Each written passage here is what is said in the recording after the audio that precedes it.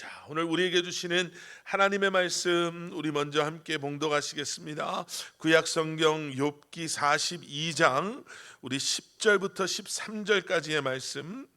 욥기 42장 우리 10절부터 13절까지의 말씀 우리 다 찾으셔서 저와 함께 한 목소리로 봉독하시겠습니다. 시작.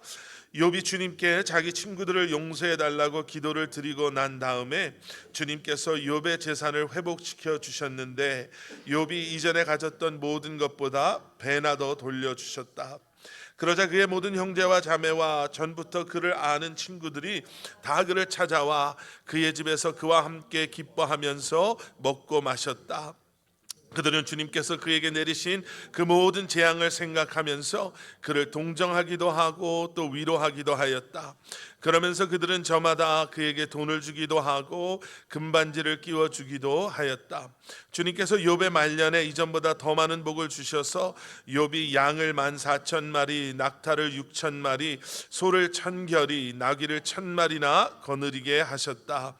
그리고 그는 아들 7과 딸 3을 낳았다. 아멘, 아멘.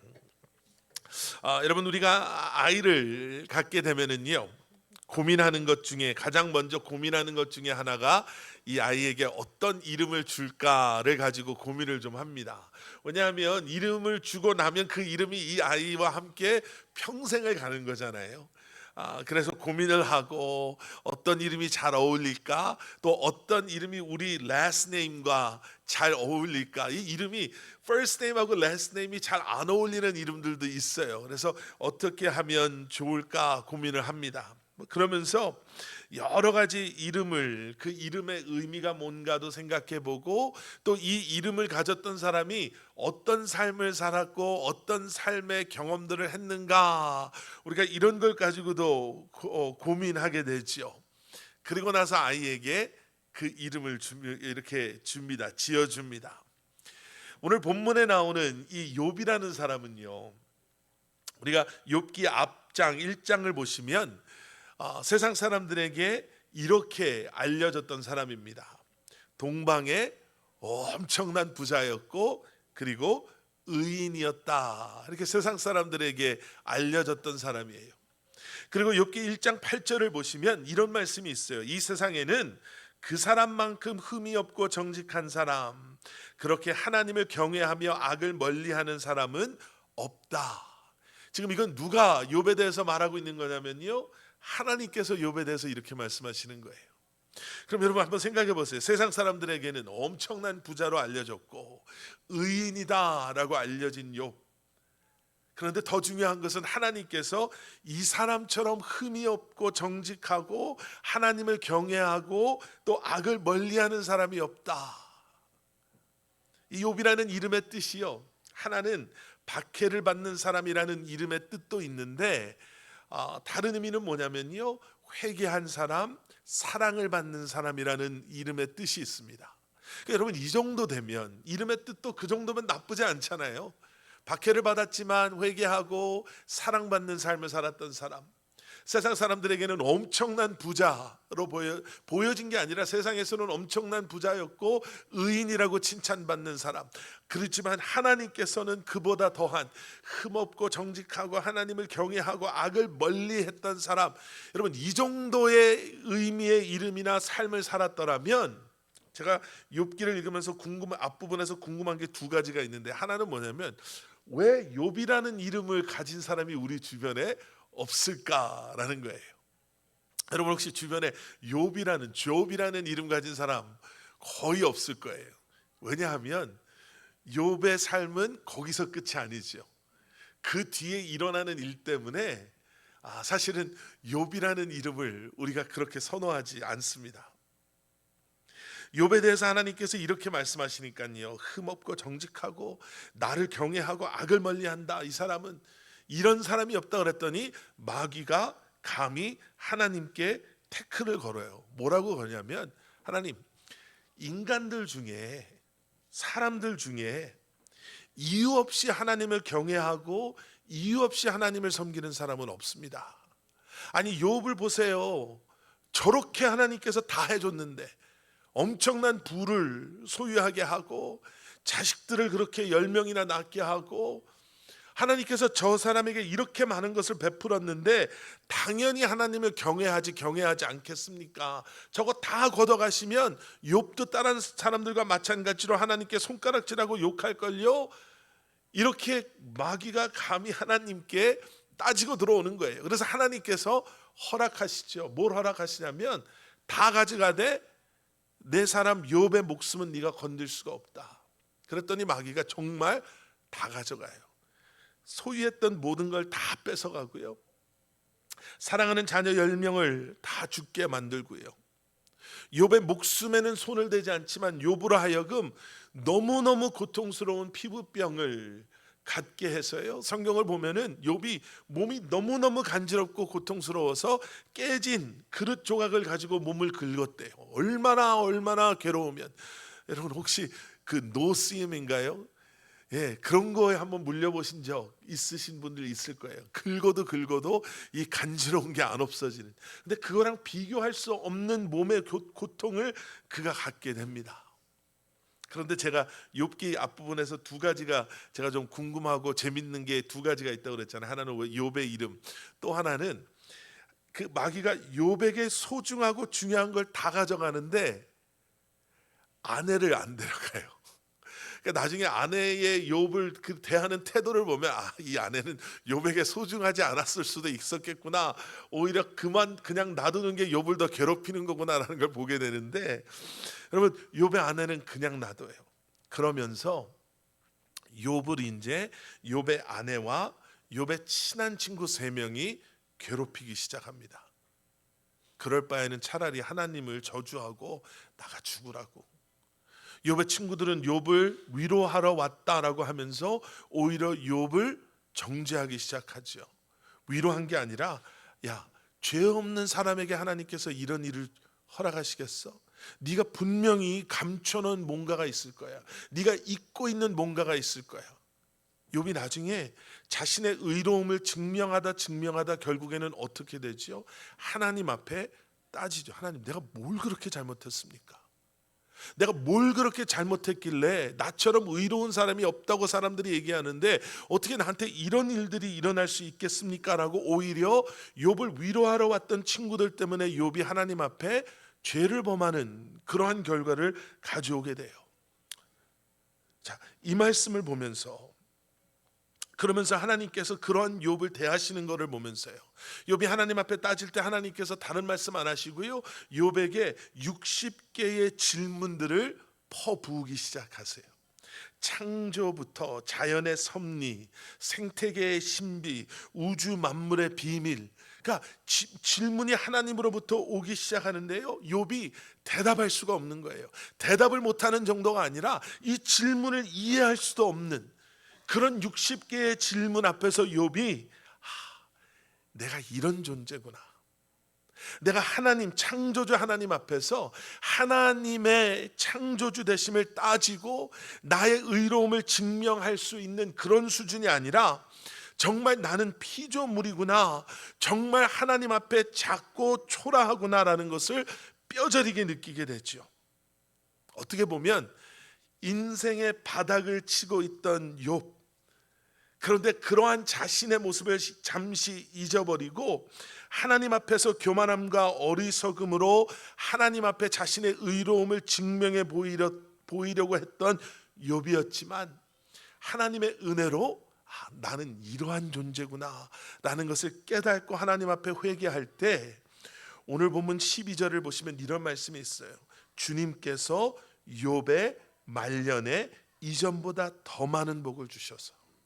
여러분, 여기서 말년이라는 것은요, 어떻게 시간적인 욥이 거의 죽게 돼서 그의 이 땅에서의 인생이 끝나갈 무렵이라는 의미보다는 여기에 이 말년이라는 단어는요, 마지막에 또는 결론적으로, 결국에는, 마침내라는 의미를 가지고 있는 단어예요.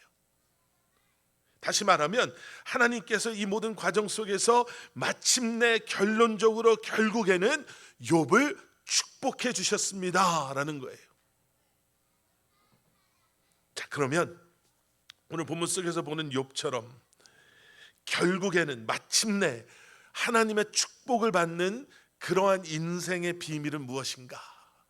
지금은 비록 너무너무 힘든 시간을 지나가고 있지만, 너무너무 괴로운 시간을 지나가고 있지만, 지금은 비록 내 생각대로 내 인생이 지금 펼쳐지고 있지는 않지만, 지금 우리가 원하는 대로 우리의 가정이, 우리의 삶이 지금 일어나고 있지는 않지만, 그럼에도 불구하고 하나님께서 결국에는 모든 것을 회복시키시고 축복하시고 하나님께서 함께 하시는 그러한 삶, 그러한 가정의 비밀은 무엇인가? 우리는 욥을 통해서 세 가지, 오늘 본문 말씀을 통해서 세 가지 정도를 발견할 수가 있습니다. 첫 번째는 무엇이나, 하나님께서 결국에는 마침내에는 축복하시는 사람, 축복하시는 가정의 비밀은 뒤돌아보지 않는 사람이라는 거예요. 뒤돌아보지 않는 가정. 무엇을 의미하냐? 뒤돌아보지 않는다라는 것은요, 마음대로 살고 책임지지 않는 삶을, 일어난 일 어쩔 수 없지, 할 수 없지 하고 그냥 무책임하게 돌아서는 것이 아니라 하나님께 우리의 모든 것을 맡길 수 있는 믿음을 가진 사람이라는 거예요. 욥기 42장 6절, 저희가 보신 말씀 앞부분에 이런 말씀이 있어요. 그러므로 저는 제 주장을 거두어 드리고 티끌과 잿더미 위에 앉아서 회개합니다. 욥이 지금 하나님께 말하는 거거든요. 내 주장이요, 내가 지금까지 이래야 됩니다, 이래야 되는 것이 아닙니까? 이럴 수밖에 없었습니다. 이런 모든 것들 내가 다 거두어 드리고 이제 뭐 하겠다라는 거예요? 내가 티끌과 잿더미에 앉아서 회개하겠습니다. 여러분, 무엇이 우리를 뒤돌아보게 합니까? 무엇이 우리로 하여금 하나님의 약속의 말씀을 붙잡고 믿음으로 하나님께서 약속하신 그곳을 향해 나아가는 것을 가로막습니까? 쉽게 말하면 이런 거예요. 아직 우리 안에 해결되지 않은 문제들이 더 커서, 내 안에 지워지지 않는 기억들 때문에, 아직도 해결되지 않는 죄의 문제들 때문에 내가 내려놓지 못한 세상의 일들이 우리로 하여금 자꾸 과거에 머물러 있게 한다는 거예요. 예수님께서 나를 따라오너라 라고 말씀하셨을 때 베드로가 예수님께 뭐라고 말했냐면요, 주님, 내가 먼저 가서 아버지의 장례를 치르도록 허락해 주십시오. 동방예의지국의 사람인 우리에게는 이게 얼마나 기특하고 얼마나 중요한 얘기예요. 근데 예수님께서 뭐라고 말씀하시냐면, 아니, 그거는 그 사람들에게 맡기고 넌 나를 따라오라라고 말씀하세요. 지금 예수님께서 아버지 어머니를 공경하는 게 중요하지 않다, 가정사 이런 것이 중요하지 않다라고 말씀하시는 게 아니에요. 여기에 핵심은 뭡니까? 하나님께서 우리를 부르시고 또 우리에게 허락하신 삶의 자리로 나아가야 할 그 시간을, 순간을 우리에게 허락하셨을 때 우리로 하여금 순종하고 믿음으로 나아감에 있어서 우리를 머뭇거리게 하는 것들, 그것이 우리 눈에 아무리 중요한 것이다라고 생각되어지는, 그렇게 보여지는 것이라 할지라도 하나님의 부르심에 우리가 순종하고 믿음으로 나아가는 것을 가로막는 것이 있다면 그것으로부터 우리가 자유해야 된다는 걸 말씀하고 계시는 거예요. 아브라함을, 그의 이름을 아브라함으로 바꾸시기 전에 하나님께서 아브라함을 부르시잖아요. 본토 아비집을 떠나라 라고 말씀하세요. 그때 아브라함이 하나님의 명령에 순종해서 본향을 뒤돌아보지 아니하고 유브라데스 강을 건너게 되죠. 이게 아무것도 아닌 것 같은데 여러분 한번 생각해 보세요. 지금이야 모든 것을 다 준비할 수가 있기 때문에, 그리고 어느 정도의 기본적인 안전이 보장되어져 있기 때문에, 잡을 미리 구하고 우리가 살 곳을 미리 계약을 하고 또 그곳에서의 삶을 우리가 미리 체크해 볼 수가 있고, 우리가 어떻게 거기까지 이사 갈 수 있는가를 계획을 세울 수 있는 이 지금은 우리가 어디로 다른 곳으로 생활의 터전을 옮긴다라는 게 여전히 힘들지만 어느 정도 우리가 감당할 수 있지만, 이 당시에는요, 그 부모님의, 아버지의 집을 떠나는 순간부터 아무것도 예측을 할 수가 없는 거예요. 내가 어떤 사람들을 만나게 될지, 그곳에서는 어떠한 삶을 살게 될지, 그곳에는 무엇이 나를 기다리고 있고, 어떻게 거기에서 뿌리 내리고, 어떻게 내가 나의 가족들을 이제는 보호하고 지키고, 어떻게 우리 가족들이 먹고 살 것을 내가 책임질 수 있을까라는 것에 대한 질문의 대답이 전혀 예측할 수 없는 시대예요. 그 부모님, 아비의 집을 떠나는 순간부터 안전의 문제, 먹고 사는 문제를 이제는 전혀 예측할 수 없는 순간에 하나님의 부르심을 순종하고 모든 것을 내려놓고 뒤돌아보지 아니하고 그곳에 머물러 있지 않고 나아간다라는 것. 예수님께서 베드로를 부르셨을 때, 제자들을 부르셨을 때도 마찬가지예요. 예수님을 아주 극적으로 그들이 만나죠. First impression이 대단했어요. 밤새도록 고기를 잡았는데 그날따라 한 마리도 못 잡았는데, 이 예수라는, 듣기로는 어부도 아닌 목수의 아들, 나무로 뭘 만드는 거에 대해서 조언을 해준다면 들어볼 만한 가치가 있겠지만, 이 목수의 아들, 고기도 안 잡아본 사람이 우리의 지금까지의 경험과는 전혀 맞지 않는 일을 하라는 거예요.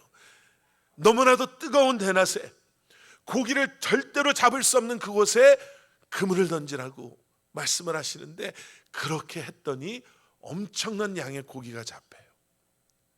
그리고 나서 예수님이 뭐라고 말씀하시냐면, 이제 너희들 고기 그만 잡고 나를 따라와라. 내가 너희로 하여금 물고기를 낚는 어부가 아닌 사람을 낚는 어부가 되게 하겠다. 여러분, 우리야 이 말씀을 다 알니까 이 말씀이 은혜가 되고 이 부르심이 얼마나 소중한가 하죠. 여러분, 이때 베드로가 사람 낚는 어부 되게 하겠다 하셨을 때 그 말씀이 뭔지 온전히 이해했을까요? 선교, 세계 선교관, 선교에 대한 비전, 복음의 삶을 살아가는 이런 것들에 대한 이해가 베드로에게 있었겠냐는 거예요.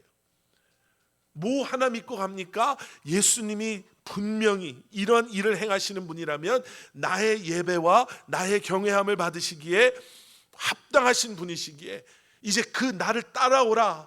사람을 낚는 어부가 뭔지 모르겠지만 이분이 말씀하시니 내가 그물을 내려놓고 내가 주님을 따라 나서겠습니다. 여러분, 믿음의 사람은요 뒤돌아보지 않습니다. 누가복음 9장 62절에 이런 말씀이 있어요. 누구든지 손에 쟁기를 잡고 뒤를 돌아보는 사람은 하나님 나라에 합당하지 않습니다. 여러분, 욥은요 과거의 아픔과 슬픔에 자신을 가두어 놓고 그 과거에 머물러 있지 않았습니다. 요즘 빅텀 멘탈리티, 피해자 사고방식, 피해의식이라는 얘기가 많이 나오잖아요. 이 빅텀 멘탈리티는 너무나 철저히 나 중심적인 생각이에요. 그래서 모든 걸 다른 사람이나 상황의 탓으로 돌리는, 내가 지금 이렇게밖에 할 수 없는 것, 내가 지금 이렇게 아픈 것, 내가 이렇게 피해를 가지고 살아가는 것, 다 저 사람이 옛날에 나에게 이렇게 했고, 그때 상황이 이랬고, 우리의 가정이 이랬고, 그때는 교육을 받을 수 있을 만한 상황이 아니었고, 그때는 이민 초기여서 나에게 이러한 혜택이 없었고, 이런 것에서 벗어나지 못하는 거예요. 그런데 하나님께서 원하시는 것은 무엇이냐면, 과거에 연연하는 것이 아니라 그럼에도 불구하고 나는 하나님의 자녀로, 나의 이러한 연약함에도 불구하고, 이런 상황 속에서 살아감에도 불구하고 하나님께서 나에게 이러한 약속의 말씀을 주셨기에 내가 어떻게 이것을 감당하고 어떻게 이것을 누릴까라는 것은 내가 알지 못하지만, 내가 이 말씀을 붙잡는 순간, 그리고 믿음으로 나의 과거를 내려놓고 주님을 바라보는 순간, 하나님께서 나로 하여금 그 약속의 땅에, 하나님께서 나로 하여금 그 약속하신 삶으로, 하나님께서 나로 하여금 그 약속하신 축복 가운데 거하게 하실 것입니다 라는 그 믿음 가지고 나아가는 사람이, 여러분, 그것이 진정한 믿음의 사람인 줄 믿습니다. 욥기를 읽으시다 보면은요, 욥은요 욥기 3장부터 31장까지 아까 말씀 그 세 친구들하고 말다툼을 해요. 네가 분명히 잘못한 게 있어서 그런 거야. 감추지 마.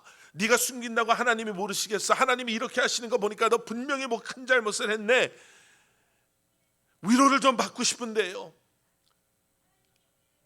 내가 너무너무 지금 힘든데, 아내마저도 나를 조롱하고 떠나가 버렸는데, 내 친구들이 와서 나를 좀 이 아픈 마음을 좀 긁어줬으면 좋겠는데, 누구라도 좀 내 말을 좀 들어줬으면 좋겠는데, 그렇게 기대했던 내 친구들이 와서 오히려 나를 힘들게 하는 거예요. 아까 말씀드린 것처럼 하나님께서 그런 욥의 입을 막으세요. 그리고 욥이 회개합니다. 여러분, 회개는요 결국에는 돌아서는 거잖아요. 회개는 돌아서는 거예요. 회개라는 그 단어의 뜻이 이제 더 이상 그쪽을 바라보지 아니하고 내가 완벽하게 돌아서는 것을 의미하잖아요. 돌아서는 것. 회개는 나로 하여금 교만에 머물러 있게 하는 것이 아니라 교만으로부터 돌아서게 해요. 나에게 죄에 머물러 있게 하는 것이 아니라 죄로부터 돌아서게 해요. 과거에 머물러 있게 하는 것이 아니라 다시 한번 그럼에도 불구하고 나에게 말씀으로, 또 그 언약의 말씀으로 나를 부르시는 주님을 신뢰하고 믿음으로 말씀 앞에 나아가는 것을 의미합니다. 지난주에도 말씀드렸죠. 여러분, 완벽한 가정이 어디에 있겠어요? 세상에 완벽한 가정이라고는 존재하지 않아요. 우리가 완벽하지 않기 때문에, 완벽하지 않은 사람들이 모여있기 때문에 교회도 마찬가지예요. 교회가 우리가 완벽해서 은혜로운 교회가 되는 것이 아니라 완벽하지 않은 우리가 완벽하신 하나님 앞에서 우리의 연약함을 고백하고 서로의 연약함을 감싸주고 하나님의 사랑으로 서로 함께 나누는, 오늘 권사님 기도해 주신 것처럼 선생님이 그들의 연약한 부족한 감정이나 사랑으로 아이들을 가르치는 것이 아니라 하나님의 사랑으로 아이들을 가르칠 때, 우리가 하나님의 사랑 안에서 하나 될 때, 우리 가정이 그렇게 될 때, 여러분, 그렇기 때문에요, 우리가 자꾸 과거로 돌아가고자 하는 그런 과거의 아픔 속에, 당신이 예전에 그랬잖아, 그 사람이 옛날에 나한테 이런 얘기를 했는데 내가 그걸 내려놓을 수가 없어, 내가 억울해서, 내가 속상해서, 내가 뭘 그렇게 잘못해서, 우리가 그 마음 속에서 벗어나지 못하면요, 근데 이 마음은 그 당사자가 그 마음으로부터 나를 자유케 하는 것이 아니라 우리가 주님 앞에 우리의 연약함을, 나의 연약함을 고백하고 나의 아픔을 주님 앞에 고백하며 나아갈 때 하나님께서 그러한 우리를 회복시키시고 하나님께서 그러한 우리를 새롭게 하시는 줄 믿습니다. 돌아보지 않는 가정, 돌아보지 않는 인생을 하나님께서는 마침내 결국에는 축복하시는 줄 믿습니다. 두 번째는요, 위에서 기도하는 사람이에요. 위에서 기도하는, 오늘 본문 42장 10절에 이런 말씀이 있죠. 욥이 주님께 자기 친구들을 용서해 달라고 기도를 드리고 난 다음에 주님께서 욥의 재산을 회복시켜 주셨는데 욥이 이전에 가졌던 모든 것보다 배나 더 돌려주셨다. 여러분, 이 타임라인이 중요해요. 욥이 회개를 합니다. 하나님 앞에 다른 것 가지고 기도하는 게 아니라, 하나님, 내가 정말 하나님 앞에서 교만했네요. 정말 내가 창조주 하나님 앞에서 내가 의롭다, 내가 다 안다, 이건 공평하지 못하, 이거 따진 것 자체가 너무너무 제가 부끄럽습니다 하고 기도해요. 자, 그랬더니 욥 안에 어떠한 일들이 일어나냐면요, 욥이 지금 친구들을 용서해 달라고 기도해요. 이게 위에서 기도하는 거죠.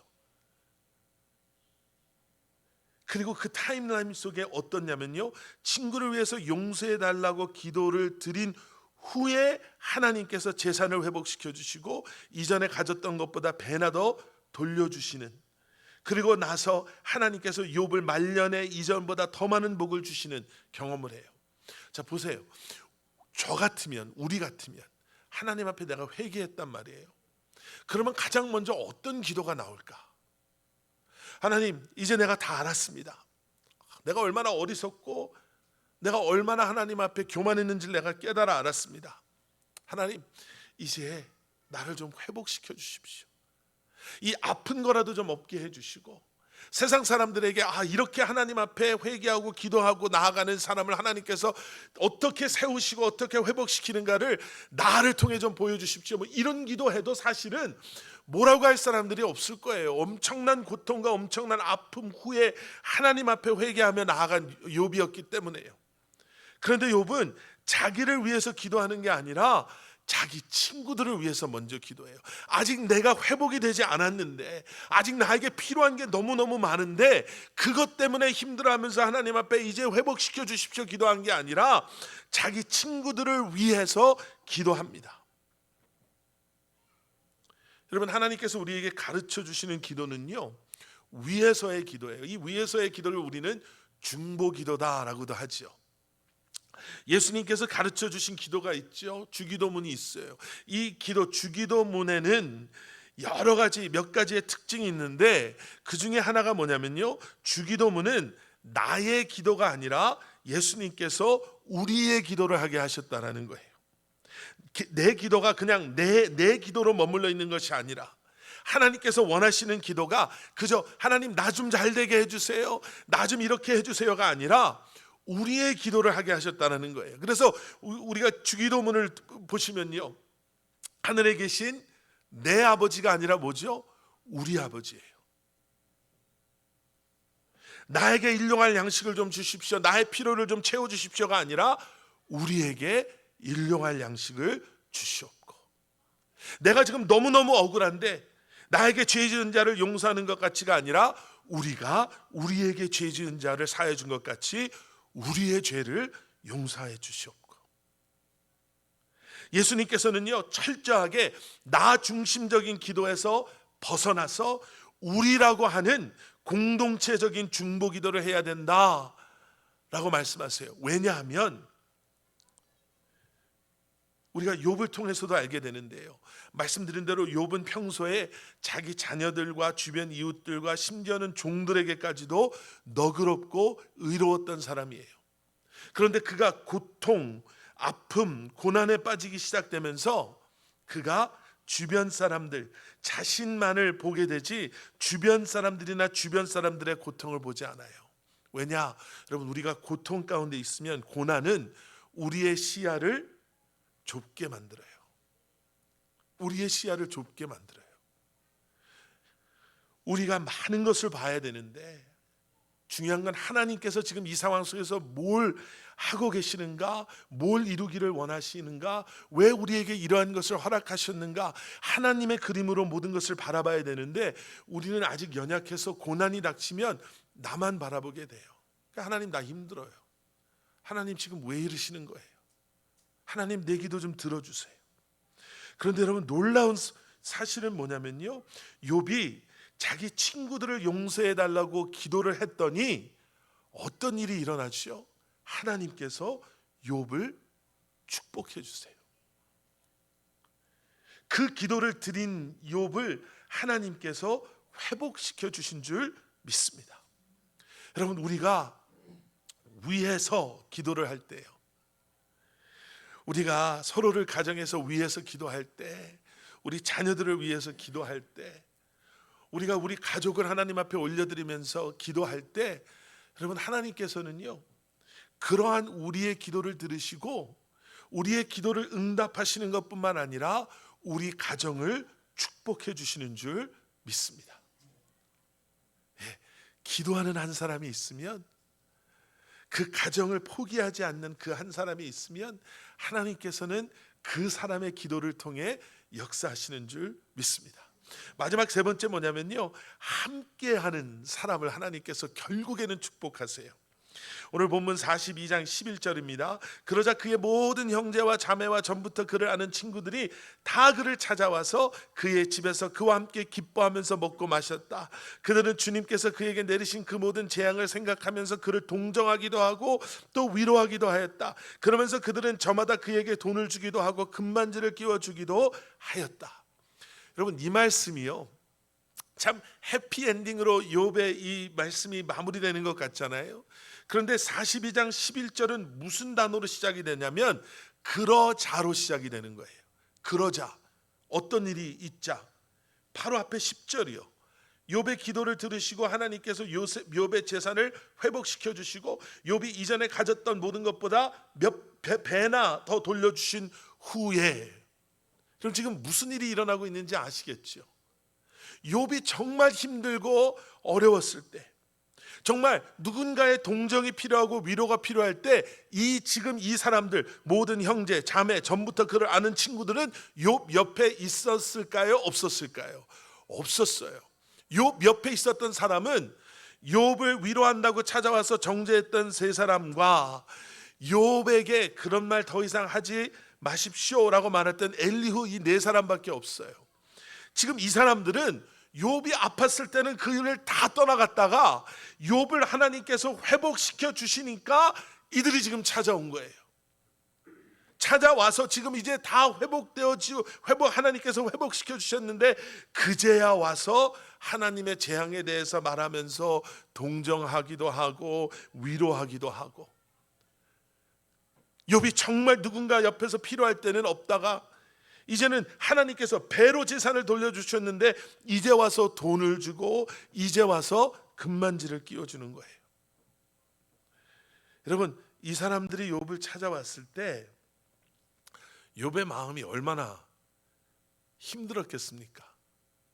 내가 정말 도움이 필요하고 내가 정말 힘들었을 때는 나를 다 외면하더니 이제 내가 회복하고 이제 내가 예전의 삶으로 돌아가니까 이제는 와가지고 나를 위로한다라고 얘기하고 나의 앞에서 먹고 마시면서 기뻐하는 그 모습을 봤을 때 여러분, 욥이 얼마나 화가 났겠어요. 그런데 욥이 자기의 자존심을 내려놓고요, 분노를 내려놓고 그들과 함께합니다. 마태복음 5장 46절과 47절에 이런 말씀이 있어요. 너희를 사랑하는 사람만 너희가 사랑하면 무슨 상을 받겠느냐? 세리도 그만큼은 하지 않느냐? 또 너희가 너희 형제 자매들에게만 인사를 하면서 지내면 남보다 나을 것이 무엇이냐? 이방 사람들도 그만큼은 하지 않느냐? 여러분, 우리가 사랑하는 사람들, 하지만 그 나의 사랑과 나의 그 선한 의도를 이해해 주지 않는, 내가 아무리 열심히 하려고 해도 특별히 그러한 관계 속에서의 변화가 보이지 않는 그런 상황 속에 오래 있다 보면은요, 우리 스스로 그런 생각이 들어요. 내가 뭘 그렇게 잘못했지?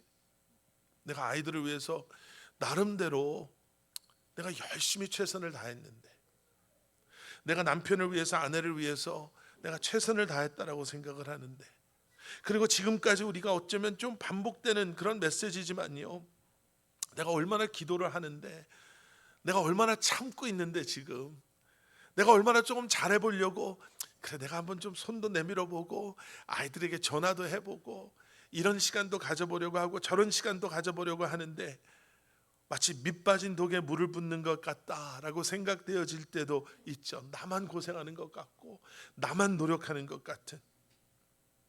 그런데 여러분, 이 함께하고 받아주는 게 너무 중요해요.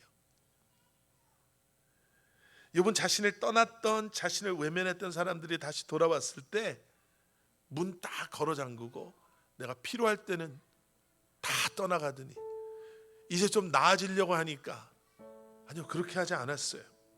그들을 위해 음식을 준비해요. 그들과 함께 먹고 마셔요. 과거에 연연하지 않아요. 지금 이 순간도 하나님께서 내게 주신 기회, 은혜의 순간이라고 생각하고 이것 역시도 회복의 한 과정이라고 생각하고 자신을 또 내려놓아요. 여러분, 아까 잠깐 말씀드렸죠. 이 순서가 중요합니다. 예, 회개, 뒤돌아보지 않겠습니다라는 나의 회개와 기도가 먼저 시작이에요. 그러면 그런 나에게 하나님께서 위에서 기도하게 하세요. 나와 하나님과의 관계가 회복되면 이제 내가 그 관계 속에서 밑빠진 독에 물을 붓는 것 같은 그렇게 느껴지는 순간에도 그 사람을 위해서, 그 아이를 위해서, 그 관계를 위해서, 그러한 우리의 가정을 위해서 기도하게 하세요. 그리고 그 기도가 서서히 퍼져나가게 해요. 나 혼자 기도하는 게 아니라 이제 그 은혜 가운데 하나님께서 함께하게 하시는 그 가족, 그 자녀, 그래 우리가 이제는 아빠를 위해서 기도하자. 이제 우리가 형을 위해서 같이 기도하자. 이제 우리가 우리 아이들을 위해서 같이 기도합시다. 이제 우리가 우리 부모님들을 위해서 같이 기도합시다. 그 기도가 이제 끊이지 않게 우리 가정 속에서 역사하기 시작해요. 그렇게 되면 받아들여지는 거예요. 함께하게 되는 거예요. 내가 이렇게 기도하고 열심히 그렇게 눈물로 내가 부탁하고 할 때 뭐 하다가 이제 와서, 아니요, 그 마음이 아니에요. 이제는 함께할 수 있는 게 감사한 거예요. 같이 떡을 떼고 같이 음식을 나누고 같이 함께 시간을 보내면서 나는 연약하지만, 우리는 연약하지만 능력의 하나님, 우리는 부족하지만 온전하신 하나님께서 우리와 함께 하심으로 우리의 부족함을 채워주시고 우리로 하여금 우리의 연약함을 서로 커버하게 하시면서 우리를 하나님의 계획하심과 은혜와 언약 안에 하나 되게 하심을 경험하는 은혜를 허락하시는 줄 믿습니다. 정말 제가 5월 한 달 지금 계속 기도하고 있는 게 뭐냐면요, 우리 커버넌트 교회 우리 성도님 우리 가정이 정말 하나님의 그 언약에 그리고 하나님의 우리 가정을 향한 그 선하신 의도하심 가운데 정말 하나님의 나라를 맛보는 곳, 하나님의 사랑을 나누는 곳, 하나님의 함께 하심을 경험하시는 곳이 되실 수 있기를 기도하고 있습니다. 그리고 분명히 하나님께서는 마침내 결국에는 우리 가정을 축복하실 줄 믿습니다. 기도하시고 주님께 맡기시고 믿음으로 나아가시는 여러분들 되시기를 주님의 이름으로 간절히 축원합니다. 우리 함께 기도하시겠습니다. 사랑의 아버지 하나님, 주님만을 의지하게 하여 주시옵소서. 주님만을 바라보게 하여 주시옵소서. 뒤돌아보지 않게 하시고 과거의 아픔으로부터 치유되어지게 하여 주시고 과거의 기억으로부터 자유케 하여 주시고 우리의 연약함 속에 머물러 있는 것이 아니라 하나님의 그 언약의 말씀을 붙잡고 믿음으로 나아갈 수 있는 여기 머리 숙인 사랑하는 성도님들, 우리 가정들 되게 하여 주시옵소서. 하나님, 사랑하는 우리 자녀들을 위해서 기도합니다. 자녀들에게 믿음을 더하여 주시고 다시 한번 그들로 하여금 하나님의 그 사랑을 경험하게 하시고 회복하게 하셔서, 주님, 우리가 너무너무 다르지만 그래서 때로는 너무 달라서 그러려니 하고 포기할 때도 있지만 주님께서 우리에게 허락하여 주신, 주님께서 우리에게 허락하여 주신 이 귀한 가정 속에 주님의 사랑으로 하나됨을 다시 한번 회복하고 경험할 수 있도록 은혜 내려 주시옵소서.